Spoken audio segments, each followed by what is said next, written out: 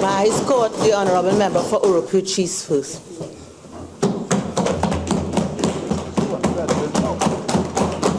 Thank you very much, Madam Speaker. Madam Speaker, at this time, I join this debate on the appropriation bill and the fiscal measures for 2016. Madam Speaker, and may I take the opportunity first to congratulate you, Madam Speaker, on your ascension to the office of Speaker of the House of Representatives. I join all members in doing that. In fact, Madam Speaker, I recall that the last time a PNM government gave us a Madam Speaker, the Speaker ended under house arrest. And her brother, I think, had to go and give her coconut water, and she was denied food. Madam Speaker, that fate will not befall you, not with a strong opposition like this in place. Madam Speaker, we just heard from the Prime Minister and Head of Government on his very first outing to the Parliament on a very critical measure. And Madam Speaker, it will dawn upon us now and upon the national community what we have been hearing for the last few days from members of his team. And at any time I decided to speak, I wanted to reflect for a few minutes on the character of the government 1 month after coming into office.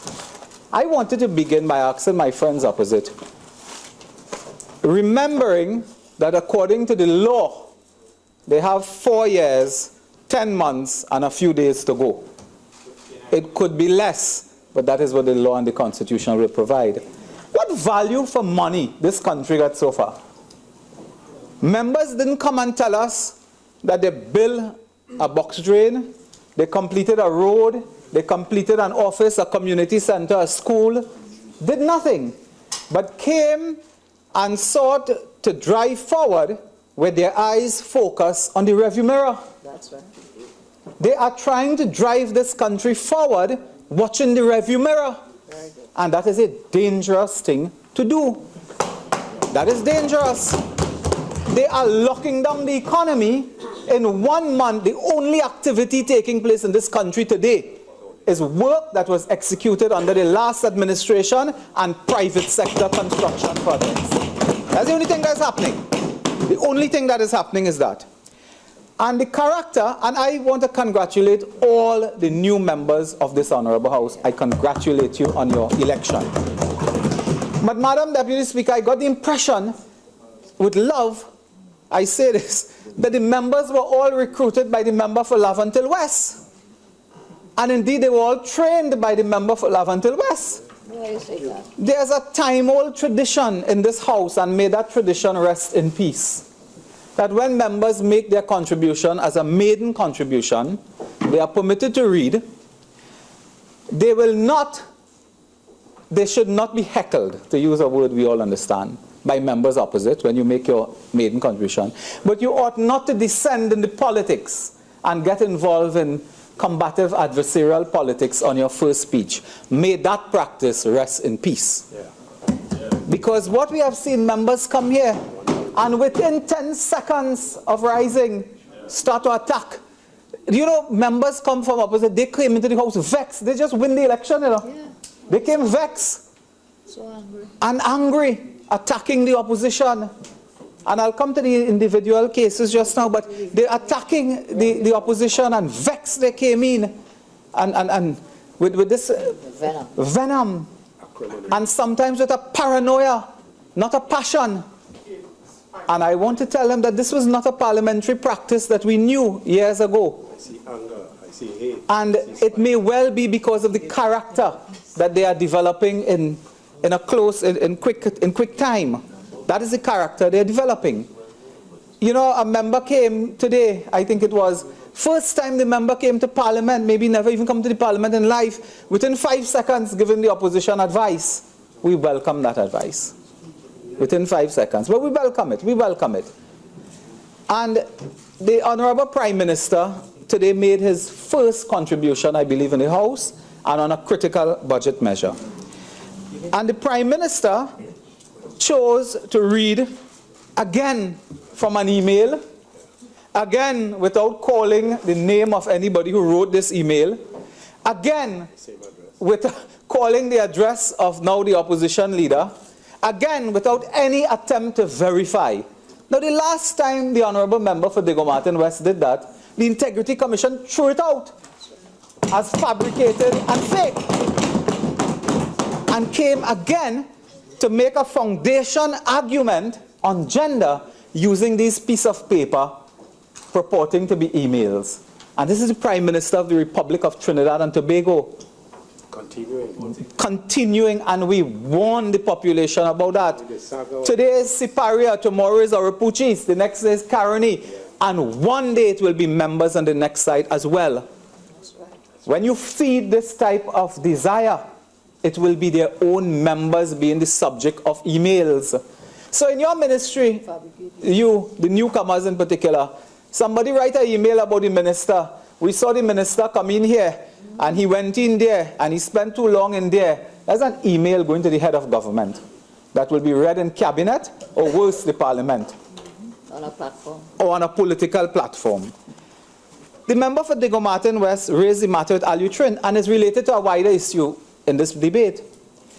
And it came from the tenor of the presentation of Diego Martin Northeast. They want to give the impression that when they got into office, they suddenly found out how bad things were. They didn't know about that before.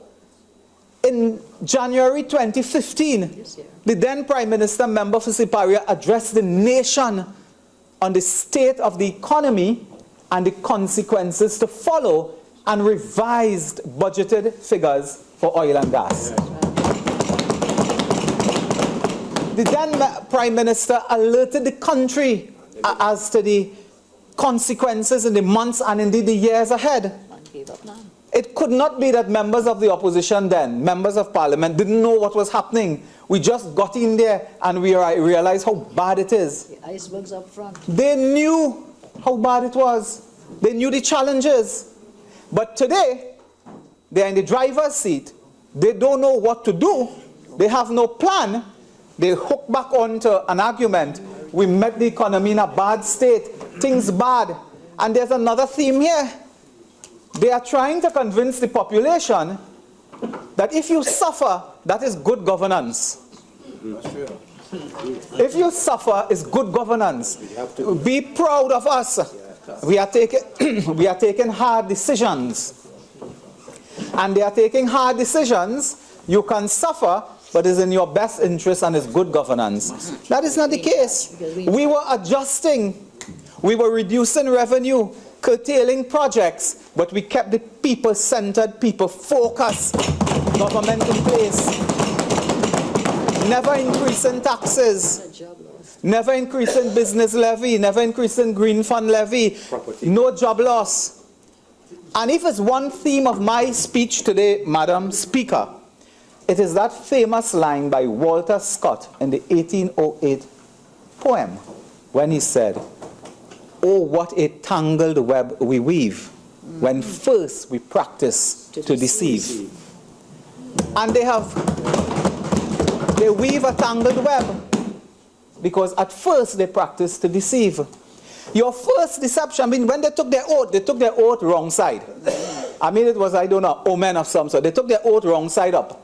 I couldn't believe that myself. I think they corrected it, taken it over and so on. And then, Madam Speaker, they started by pushing the envelope on the table. They didn't reach the edge yet, huh? But they are pushing an envelope. And they are pushing it in the face of people. I want to tell my friends, particularly the newcomers, unless I am mistaken, 40,000 persons more did not believe our argument.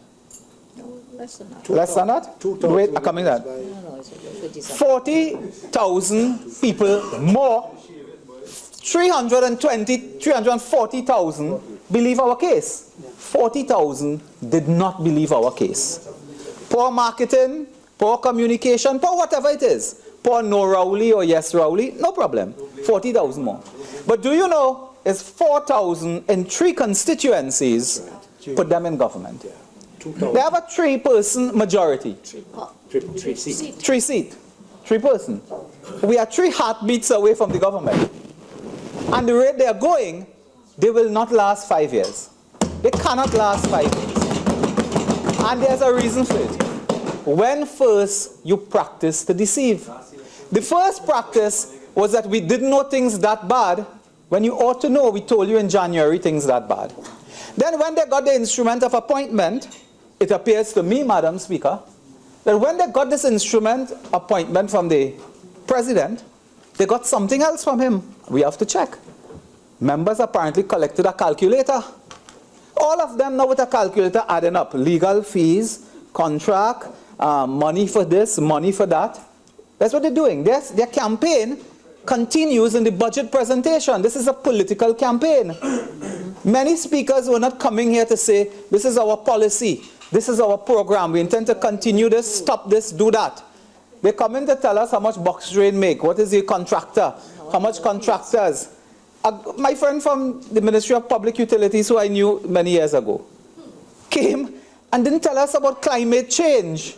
Didn't tell us about climate change, didn't tell us of some new program and policy to give water to more people and probably people who need that. Told us about some drain that was 1 meter short and 2 meters this and why the road has got mud and so on. My friend from the Ministry of Public, you are not a road engineer. You are the Minister of Public Utilities. Others, in fact, I think is a member for REMA today. Among the only ministers I've heard, and the only one, who told us some in clear language, his policies, his programs, what he intends to do. Energy Minister. The Energy Minister as well, I didn't hear too much of her, but Said what she was going to do. I understand the Minister of Energy member for Labre, who replaced a very dynamic MP, our great friend Jeffrey. He asked 1,000 questions in this parliament, Madam Speaker. The question we asked was where he went. But go on. He's on WhatsApp. Madam Speaker, and I make the point that when you practice to deceive, and this budget has been a budget of deception, of raw deception. The Prime Minister tells us, Madam Speaker, about the Alutrent matter. So I sat here in awe, waiting. I want to know what bombshell is this? What is the final, like some figure come and the government owed great money and something collapsed overnight. Madam Deputy Speaker, there was always a problem with Alutrent and CMEC. Everyone knew that. The demand, the claim was so huge, and what we believe to be unreal, the matter went for dispute resolution, which is a process in arbitration. And that matter will go through a process of arbitration. It has not yet. And this government job is to manage that. I want to tell my friend from Tobago West, you all have what is called an amendment-making majority. You will pass an amendment bill every now and then and so on, amend this, amend that. Any bill that requires serious change in this society, serious change to our economic system, serious reform to the Constitution, guess whose support you need? Us. God. First. Yeah. It can't be us. You need God to support you, not us. Not in the way you are talking to us. Exactly. This arrogance about look in the mirror, you in opposition and deal with it. I want to tell the Prime Minister, Alutrent is there before you, you in government, deal with it. When you come for local government reform, should we stand in the parliament and say, you're the government, deal with it? When you come for other reform, for the financial system reform, we'll stand in parliament and say, you in the government, deal with it. Not just you, you're in charge. You're in charge. So, We in charge. I want to tell you something, the only thing you pass in this house is an amendment to something. You're not going to pass anything else without our support. So I want to tell you, as of 7:01 on this day, get some respect. Get some respect. Get some respect. Yeah? And Madam Speaker, Particularly newcomers. Particularly newcomers, stay away from Lavantil West. Madam Speaker, And they go on the notice. and Madam Speaker, I spoke about the Alutrent matter. The Prime Minister raised the NOC matter. The NOC had an initial budget of 300 million last year. That was revised to 120 million. Do you know the estimate for 2016 is still around 120 million? It's a bit more. It's a bit more. Madam Speaker, the Prime Minister and other ministers regale us with talk. We reduce the amount of ministries. They did not reduce the amount of ministries. They reduced the amount of ministers. That's right. That's right. Because the divisions are there. The ministry is there. You reduce the amount of ministers. But want to tell the population we are going to save so much money by reducing all these ministries. You have reduced the size of your cabinet.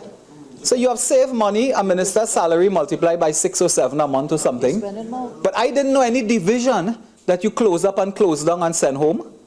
I didn't know that, unless you intend to do that. The Prime Minister told us, he said, contract workers in Tobago and maybe elsewhere, they were on short-term contracts, come to an end in September, they go home. I want to ask him if the workers at Petrotrin, 2,500 earmarked to go, if they're on short-term contract for the election as well. So when they go, they're on short-term contract. The workers at the Agriculture, Ministry of Agriculture, they're on short-term contract. In fact, everybody who goes now is on short-term contract for the election. Excuse. That is how you are dealing with people when they lose their jobs. There's an arrogance that comes across. Pervasive. Pervasive. Yeah. Madam Speaker. Madam Speaker, I want to get back to the deception. The minister in his budget statement, Madam Speaker, they speak about gate. In fact, we had to call out the member for Arima today, where the member for Arima stood on this floor here and asked the member for Karen East, who talk about means testing for gate. It was the Prime Minister of the Republic of Trinidad and Tobago. And we quoted it. I don't want to quote it again. They did it earlier. I don't need to. He remembered his statement. He remembered his statement, and he will not contradict me, but you may have been kind enough to inform your Minister of Education so he would not get up and make a fool of himself today. Mr. Speaker, Madam Speaker, we look at VAT. Shouting, beating their chest, we reduce VAT 12%, 12.5%. Beating their chest, yes, yes, yes, poor people happy. There's a government, when they introduce a tax, they bang the table. Introduce a tax and everybody clap. Madam Speaker, reduce VAT 12.5%. But estimate that $4 billion more in revenue will get from removing items from the list of zero-rated items. The Minister of Finance today, both in the House and outside of this House, this Minister has not indicated what items will be removed. What items? Tell us the items. Oh, what a tangled web we weave. The Minister told us in the budget, I don't want to find it and read it here, I have plenty of things to say. Sale of assets, revenue collection, and he has a figure to that, I think. Huh? Sale of assets. Madam Speaker, the Minister will not be kind enough to tell us in the Parliament or outside, what are these assets we are selling? What are we selling? Trinma? Petrotrin? What are we selling? We're selling the seafood company of Trinidad and Tobago? What are we selling to raise these funds? The Minister owes us, because I do not think that when they went to campaign, they told the national community, vote for us, vote for privatization. They didn't say that. But in the first budget, they come with that. But it's very interesting, the Minister in his statement again, he says on reaching into office, we requested the IMF to visit us. They call the IMF. They request the IMF. Former member for San Fernando East, Patrick Manning, when he got into office, however he got into office, in 2001 he got into office. First thing he did, he called a local economist from UE. Yeah, and he said, give me an independent assessment of the finances so I can plan. They had no respect to call local experts. They boast about UTT, UE. You know, they didn't assemble a local group of experts, economic experts, and say, give us an independent assessment of the finances. They call in the IMF. And not surprisingly, tax, privatization. These are IMF signature policies. Unemployment. Yeah, unemployment. Yeah. And they boast that they went to the IMF. When they should weep that you went to the IMF. You are boasting about that. Oh, what a tangled web we weave. Should be ashamed of that. National security. Anything from the Finance Committee? We have it. National security. Boasting about the biggest pie, and my friend from Point Fortin, new to the job, of course, new to the Parliament, welcome. Happy that he got this big pie, biggest since Eric Williams' time. When you look at it, it is the amalgamation of divisions that were not formally in national security. That's one. That's one point. You know the next point? Sorry. Last year, when we went through this Standing Finance Committee, the member for Diego Martin West make it clear, we have it, we can quote. He said, I want to tell the government that putting money somewhere don't mean nothing. And throwing money and saying you have the biggest increases, including national security, means nothing if you cannot implement programs. But today, telling the population the biggest slice of the pie is national security. Last year, it wasn't so. Last year, he said, no, putting money everywhere and increasing everywhere means nothing if you cannot implement. National security. Create a Ministry of Rural Development and Local Government. And decrease the... I call it local government squared. Because local government historically does rural development through the municipal corporations and through special purpose company. We call it rural development. And doesn't put a cent more In fact, reduce the... for that ministry. In fact, reduce the allocation to the ministry. But go to the people. We have a Ministry of Rural Development. When we're building a university in South, they say you can't build it there. That's only doubles and aloo pie. Today, rural development, local government. The Minister of Finance came beating his chest in the presentation. Immigration forms a thing of the past. It is this government of the People's Partnership that took a cabinet decision to remove immigration forms. He beaten his chest again. August the 1st it happened. August the 1st? Yeah. It happened. This government, the partnership government, took a decision for passports to be issued to persons 10 years for 10-year passport. Beating his chest that they're doing that. What a tangled web we weave. Madam Speaker, rent to own, I couldn't believe what he was saying in the budget. It's there. Again, I'm not going to read out all these things.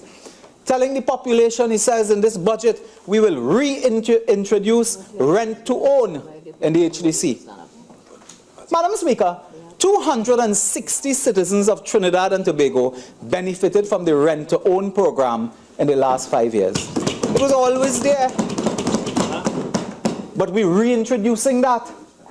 Speaks about a 2% mortgage loan from TTMF. I launched that program in December 2014. Dr. Tiwari, MP for Scaroni Central, was acting as Minister of Finance. You remember? We were there launching the 2%, introduced as a budgetary measure. Oh, what a tangled web we weave.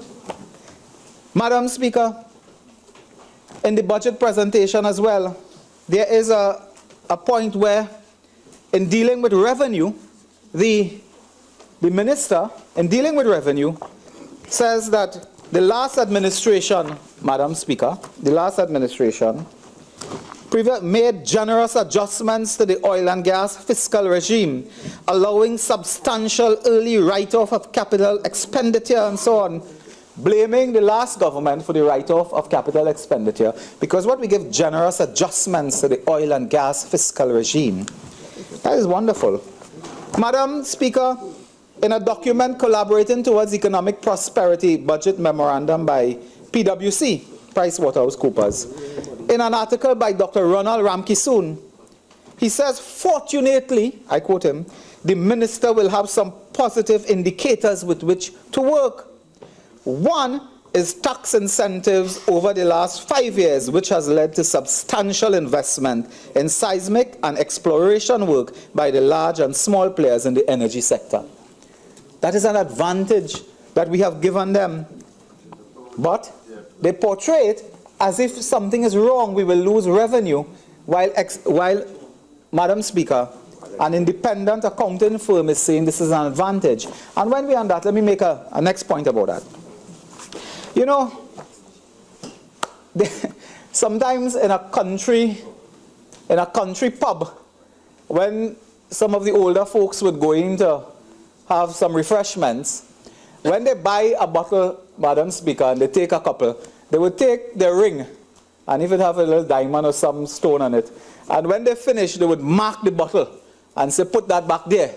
So when they come back in next week or 2 weeks and so on, they expect that the liquid is at the same level. We want to mark this spot here. I want to mark this spot. Because you see, this is an argument they will want to take further. When they got into government, Madam Speaker, let us mark the spot. The country's foreign exchange reserves were high at some 12 months import cover, and savings in the Heritage and Stabilization Fund was over $5 billion US dollars. 5.77. 5.77. This is we gave them good macroeconomic fundamentals. Madam Speaker, in the review of the economy, and this is a document produced, I think, by the Ministry of Finance. This is their document. Unemployment was at a historical low of 3.3% in the first quarter of 2015. Look at what the economy we are giving you. Unemployment 3.3%. Overall deficit of 7,000 million. Madam Speaker, and I want to just, before I get to construction, I just want to read something else there. The unemployment rate, of course, very low. Inflation also low, at around more or less 5%. Single digit. In 2010, I think the inflation rate when we came into office was around 10%. Double digit. With double-digit inflation. So we took an economy with double-digit inflation and then returned an economy with single-digit inflation. For 4 years. With the lowest unemployment in history. That is what you got with stabilization fund with $5 billion US, 12 months import cover. We give you this. This is what we are leaving for you. An active construction sector. Your own book says it. Construction activity, page 31, is expected to increase in for the third consecutive year by 3.4%, 2015, because many of the projects are at an advanced stage. That's our projects. Because to this point they haven't built 1 foot of box drain. They haven't started anything. And you will start nothing if you are driving, watching in the rearview mirror. You will start nothing. You know, Madam Speaker, I will tell you something about when we reach into office. When we went into office, there were several projects online from the former administration. The ministry I was entrusted to is a huge, large construction ministry. I understood early o'clock the importance of construction to employment, to economic growth, and income distribution. Do you know when Christmas time comes, construction workers, when they have their little Christmas party, they want to know what's happening next year. We're working, truck drivers want to know if we're working, employees want to know if we're building roads, houses, etc. We took that decision, and I communicated it to the government this way. I said we will not land the plane. We will refuel in midair. Because I knew if we landed the plane, that plane would never take off again. And what they did is they land the plane, they stop the train, and they say we're revising, we're auditing, we're reviewing, we're consulting. There's something in the budget here. I don't know if any one of you had the chance to see it. This year, you have budgeted more or less $23 million to pay for a loan for the rapid rail. You didn't know a rapid rail start in this country, did you? But for 5 years, we're paying a loan for the rapid rail. Yeah. Last year we were 100, over 100 million. Madam Speaker, we are paying monies for that failed experimentation of 5 years ago, where $500 million was spent on a feasibility study. And it is budgeted. It is budgeted. So, Madam Speaker, the point I'm making is that we have left, and the minister is the Minister of Finance. In fact, it's quite an uncanny irony that the Minister of Finance today is budgeting money to pay back on a loan for a feasibility study of the rapid rail. And call it rapid or mass, whatever. The Lahokita Talparo MP was telling us, you know, that it's a mass transit because he didn't support rapid transit. So he's happy now, yeah? You're happy now, it's a mass transit. Okay, Mr. Happy, let me read for you now. Your Minister of Finance indicated after the budget, Vern Burnett is writing in the newspaper, October, the Wednesday after, I think it was the 7th or 6th. Right. Finance Minister Colmember yesterday said government is moving full speed ahead with plans for a rapid rail project. As he responded to reporters, Imbert said the government wanted IDB to validate its numbers for the rapid rail project. This is the Rapid Rail project, but you are happy. So for your benefit in the cabinet, no, tell them put mass transit for you to feel better. Deceit again. Fooling. But that is it. Yeah. They begin their term with deception. And Madam Speaker, the IMF has a role to play in Trinidad. Within 4 weeks of coming to office, they have surrendered the economic sovereignty of this country to the IMF. You see, while they should have been giving us an adjustment strategy, elucidating on the choices that we face and giving us a homegrown adjustment strategy to deal with our challenge, they took the convenient way out. Go to the IMF and tell the IMF, give us some prescriptions. We want to know what to do. Look what we find. In fact, IMF may have told them what they found too. And that is the taxation. They make a sick patient dead. So that ordinary people have not benefited from this budget. In fact, on budget day, it was cheaper to come to Parliament than to go back home. In the middle of his speech, in the middle of the speech of the finance minister, all the gas station closed down. They had to go now and recalibrate their pump. For 5 years, there was nothing. 5 years, nothing like that happening. Today, they come to recalibrate because the PNM is back in power. And that, Madam Speaker, is where we are today. And there is a correlation between the built environment and economic prosperity and growth. You can choose one of two ways. You can expand the economy, but when we expand and maintain our people-centered policy initiatives, they said we were overspending. In fact, today, they abuse us because we were hiring. As if we were not hiring human beings. We were hiring a wheelbarrow and robot and aliens. We were hiring citizens of Trinidad and Tobago. They are going to contract the economy. They are going to contract the economy. Madam Speaker, do you know medical doctors today are saying that they are sensing from the patients coming in to see them, less people are coming? Do you know, Madam Deputy Speaker, the hotels are now saying less people come for entertainment, recreation? We are already sensing that this is going to be a bleak Christmas. This is going to be a bleak Christmas, Madam Deputy Speaker. And Madam Deputy Speaker, when they calculate all the money that they want to do, you know, they're calculating all the money that that we spent. You notice, Madam Speaker, that they are not telling us, Madam Speaker, all the work we did. If you want to look at the work we did in government, you don't need a calculator, you need a video recorder. And you may need this helicopter. It was very interesting, the Honorable Prime Minister came today. This is the Prime Minister of Trinidad and Tobago. I want to repeat that. Is not only the member for Diego Martin West. And counting up how much hours the last Prime Minister fly. Didn't tell us airtime and ground time and so on, but telling us, you know, he with a calculator too. He got his instrument of appointment and a calculator. Calculating 1 hour is this, 2 hours, 600 hours. I wonder if the Diego Martin West Prime Minister, as yet within the first month, I assume he has never used a national security helicopter to go anywhere. Not to go to Tobago either. Has the Prime Minister used national security assets to go to Tobago in the first month? I believe so. I could be wrong. And I am not wrong. Not a word. I'm not wrong. Not a word. I'm not wrong. So you see, I'm not wrong. Oh, what a tangled web we weave when first we practice to deceive. Already availing themselves of national security assets and traveling. But now come 300 and something hours, and this how much hours, and these hours and so on. You know, I mean, I don't want to go back to San Fernando East and my former MP there. But you know, on the next platform, I would speak about the very distinguished former member for San Fernando East, who would not have gotten himself in this position. Madam Deputy Speaker, Madam Speaker, I want to get back to this Bell contract.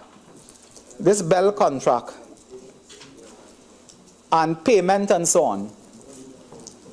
I want to put on record a letter signed by the Permanent Secretary in the Ministry of Finance. The Permanent Secretary, they raise a matter of Bell here, and created all this inference about the Prime Minister, right. and it happened under NOC, and what is NOC doing, and Bell. There's a letter, Madam Speaker, and and unlike the emails that come from Diego Martin West, I'm quite prepared to send this letter to the Hansard and ask them to circulate it to all members. Vishnu Danpal, authorizing one Gavin Hira to go to Miami and sign a contract. Authorized by the Ministry of Finance through the Permanent Secretary. Why don't you go and ask the Ministry of Finance now for a brief? You come here asking questions from the former Prime Minister. How this happened? What was the financing plan in place? You know, they had no plan. The trust and helicopter too. Look at here. Vishnu Danpal authorizing from Finance, Mr. Hira, to go and sign off on a contract with Bell International out of the United States concerning helicopter. But today, you make it sound as if something is wrong, as if the former Prime Minister did that. Madam Speaker, and it's here, I will circulate it to them, it's no problem, I'm not hiding nothing, you know, and I call name. It's not an email, this is a letter on my system that I will send to them, Madam Speaker. So I was making the point that they are taking the risk of closing down the economy, having a bleak Christmas because of the contraction, the type of policies they are putting in place to contract the economy, hoping that if they spend less, somehow they can balance. Members opposite, Madam Speaker. Madam Speaker, I spoke of the rapid rail already.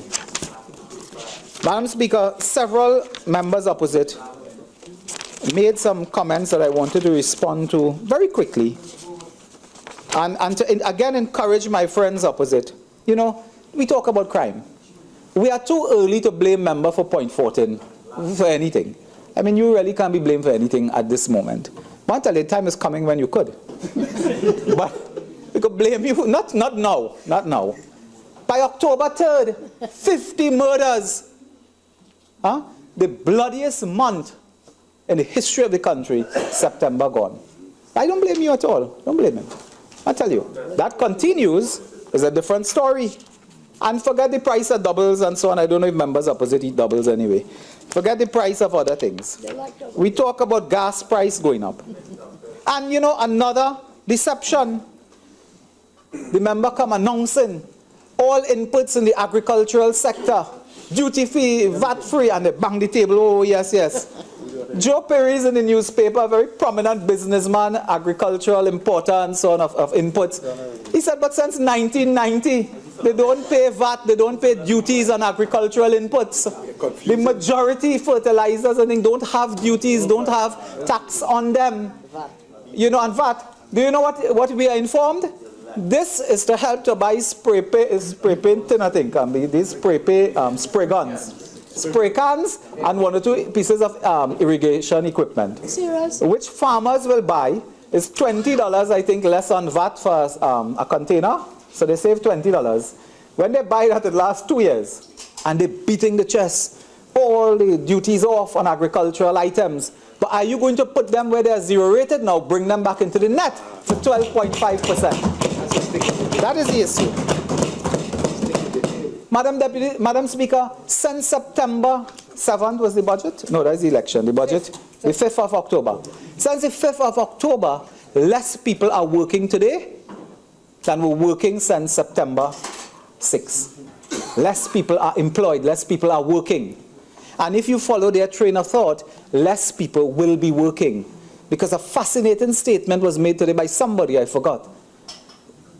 They said that if you came in there because of ministerial connection and politics, you're out. And then somebody said, they said if you are permanent, you have nothing to fear. I want to tell you, if you're permanent, nobody have anything to fear. They're permanent. Who said it? San Fernando. No, I don't believe it's San Fernando East. It could not have been. Someone in the opposition. Yeah. said that if you are permanent, that's my constituency, I live there. I don't believe a member representing me could say that, it's not that. Yes, Madam Speaker, someone said that if you're permanent, you have nothing to fear. If you're permanent, you cannot fear anything.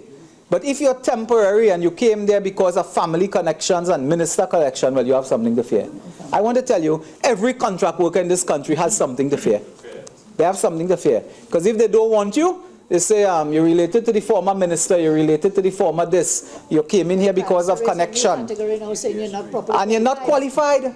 I think it was La Hoqueta Talparo said that he met people there with what? 5 GC, 5 O levels. The auditor said it 5 O levels. But you have people on your side who spent 10 years in secondary school, you know that? There are members opposite spent 10 years in secondary school. So they shouldn't sit next to you. Madam Speaker, we have to keep an eye on them. They will use qualifications to say people not qualified for this, not qualified for that. We restructure and fire them. And that is with their 23 seat. But I want to tell you, when you get in problems with the national community and the strike start, already it took you all of 4 weeks for your friends to tell you, keep the money you're trying to give them. They were described by their friends as new wine in what? Old wine skins? Something to that effect. It took all of four weeks. Old wine and new skins. Yeah. One of those. It took all of 4 weeks for your friends to move away from you. Weather friends. Could you imagine what happened in 4 months? And if you continue this, but I will, when the time comes and the fire starts on the street and the protests start and your own supporters come out, I will tell Tobago West, you are the government, deal with it. Deal with it, you're in charge. Because it's only a matter of time. They deliberately took the population, rose, they rise the expectations, they lifted expectations, and today come to say, that's what they're trying to do here. To say things so bad, we have to take tough measures. So if you're waiting for a road, a drain, CPEP, URP, anything, Tanapuna people waiting for infrastructure, hold on, things really bad, the former government gone with all. That's what they're saying. That's what they're saying. And that is their excuse. The Attorney General, and I took note of this Attorney General too, from San Fernando, coming into office, facilitated by state vehicles and I'm sure state security to which the member and Attorney General is entitled to that. Parading in San Fernando, I live in San Fernando, parading in San Fernando. Thank you, everybody, hanging out from the side of a vehicle. What appears to be an official government vehicle. It wasn't. Okay. I'm happy to hear that. Well, they'll be marking the vehicles now. Because, yeah, they'll be marking it now, so we will know. They'll mark vehicles. So, because you cannot be in a constituency and a party thing and be using state vehicles like that, state officials like that. I took note of these things, Madam Speaker. Madam Speaker, the budget also had several new curious items. But I want to tell the Attorney General and the member for Port of Spain North, I think it is, and St. Anne's West. Both of them came to the House and with great fanfare and drama announced that when they got into the ministries, they saw garbage bag and shredded material. Madam Speaker, they said the garbage bag was from the floor to the ceiling. 100 bags. They counted it, 100 bags. And shredding. When you have become the Minister, Attorney General, you have the authority to tell your PS, please, investigate what is being shredded, who is shredding, what items are that.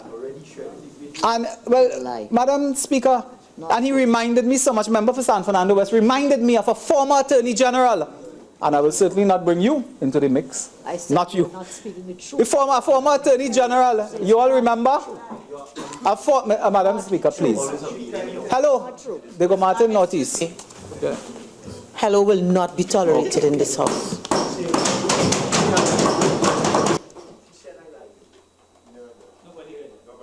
Would we please behave in a manner that is becoming of the decorum of this House? I would ask the member of Oropouche East to continue his contribution.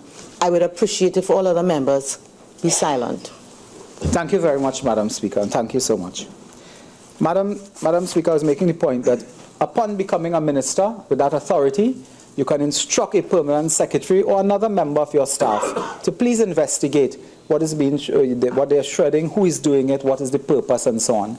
But the drama of indicating 100 bags of shredded material reminded me of a former Attorney General, I think about 10 years ago or so, who chased down an EBC garbage truck in Port of Spain, cordoned them off with the police, and saying the EBC was shredding materials, election materials. Every time they get into office, they have this preoccupation with garbage truck and shredding material and so on.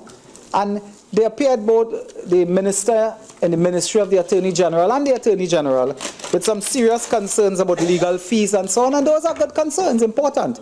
If you believe something wrong has been done, please investigate, take it to the relevant authority. And I say to all members opposite, colleagues opposite. Oropouche East? Yes. Your 45 minutes are spent. You are entitled to 10 more minutes, within which I expect you to wrap up. Thank you very much. Madam Speaker, I would say that it is a budget of deception, and that is my point.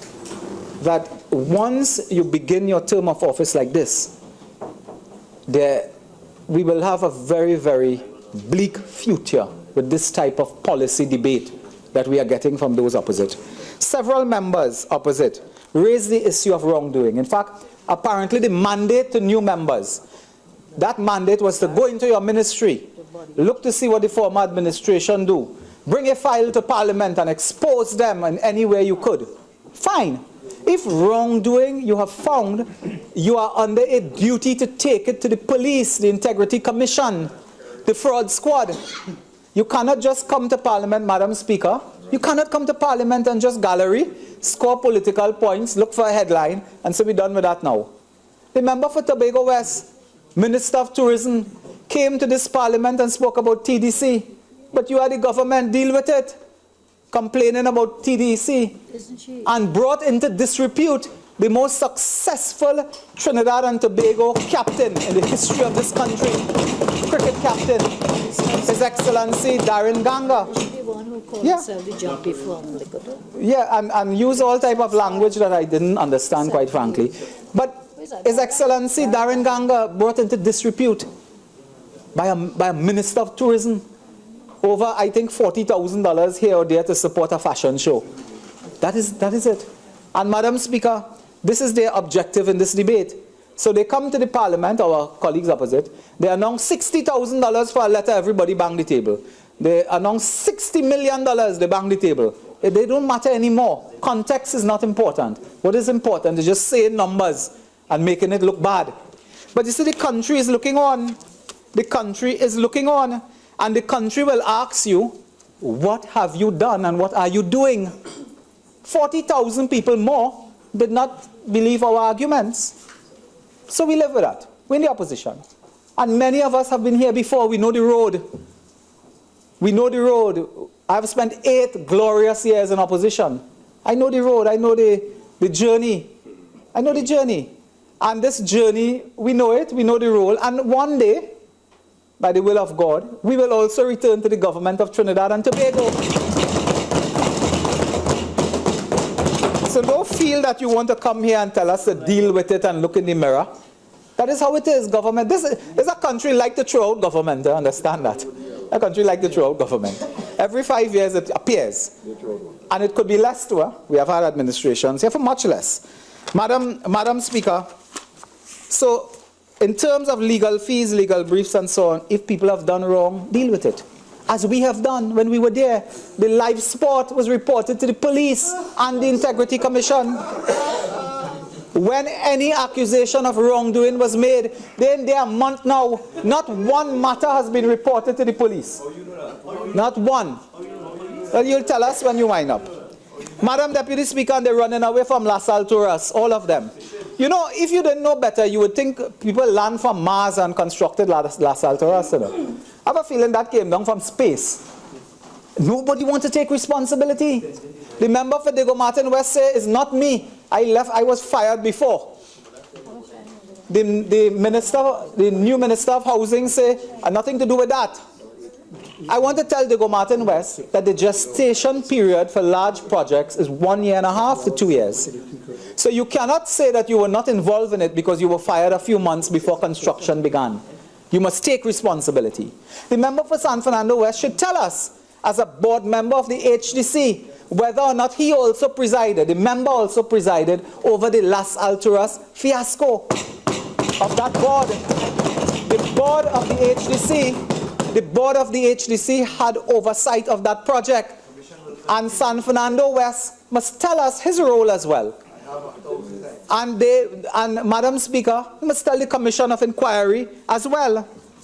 The member for Diego Martin Central came to the Parliament and also raised a couple matters. But before I get to that, Madam Speaker, I don't know if I'll ever get to that now at this stage.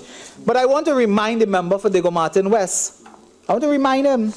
He was in this house in Diego Martin West in 2009. Dr. Keith Rowley, 5 minutes. Quickly, Madam Speaker, in delivering his speech in the budget debate in that year, I think it was, I'm sure, Monday, September 14, 2009, delivered the speech. It was in the aftermath or sometime after being fired by the former member for San Fernando East, and made comments which condemned the property tax. In 2009, Madam Speaker, in 2009, the member for Diego Martin West had this to say about the property tax. He called the government to account for the introduction of the property tax and said it was a provocation to the people. He said that he represented persons who were going to be taxed by way of property tax over 300% on their current tax. He indicated, Madam Speaker, that in my constituency there are persons who have been living 40 years and more on a property which after time grew in value. Today these poor persons are to be taxed by the property tax that the current government, then government, was introducing. This is in 2009. So he was against it. He called on the government of the day to scrap the property tax. Who was that? In 2009. Who was that? The member for Diego Martin West did not support the introduction. Today, the property tax is their gift to us. Back to the future. Back to the future. This same member went to town on the losses at Petrotrin. You know, he said, I quote quickly, I expect the estimates to come out. The people we hired there preside over $850 million project, and we are now talking of a revision to $1.3 billion. One project in particular, ultra-low sulfur diesel plant. Original estimate, $708 million, now $2.4 billion. Talk about the gas to liquid plant, the CCR performing plant, condemning the management of Petrotrin in 2009. Today, the chairman of Petrotrin sends out a note dated October 9th, warning employees of Petrotrin that the company could go out of business as a result of increasing debt servicing of $1 billion US, long-term bond debt of 1.25, total company debt of $13 billion. Do you know, Madam Speaker, Petrotrin has a bond payment to make by 2019 August of $850 million United States dollars. That's almost 7 billion TT dollars. And the very manager and management are now back into the bowels of the PNM and their government. Condemned in 2009. Today, the former executive chairman of Petrotrin is a cherished member of the Energy Subcommittee. Madam Speaker, what is this? What is this? Brought back all the persons that ran up the Petrotrin debt. Today, Petrotrin is saying we can be out of business, and they are considering 2,500 to be retrenched. And the very manager come back as an advisor. Madam, I will wind up now. There are much more, as you could imagine, I have to say. But in closing, I want to indicate that we have left an economy with strong macroeconomic fundamentals. We left a society united when we left office? United. We left a society where people of every creed and race, every religion benefited from the state. In their own constituencies in Diego Martin West, we were proud to open the Point Cumana School, which, remember, for Diego Martin West was begging his colleagues in 2009 for that school. We opened the school. Paramin, we opened the school. Diego Martin Carnage Health Center, we opened the health center. We did that while they claim that we did nothing in their own areas. And housing, I say no more about housing. We have given out over 7,000 houses. 100 houses a week. You have to take a helicopter, not a 4x4. You have to take a helicopter and go up in the air to see the cities we built in Princestown, in Union Hall, in Chaguanas, where we built cities with over 1,000 housing units. It is there. The member for San Fernando East talking about the government campus. The custom house, they're inside the custom house already. We outfitted that. In November, another building they will have the honor of cutting a lot of ribbon and opening a lot of things. I don't want to be invited. Good luck with that. Madam Speaker, on another occasion, I have much more to say, but I want to thank you and the House for your attention. Thank you.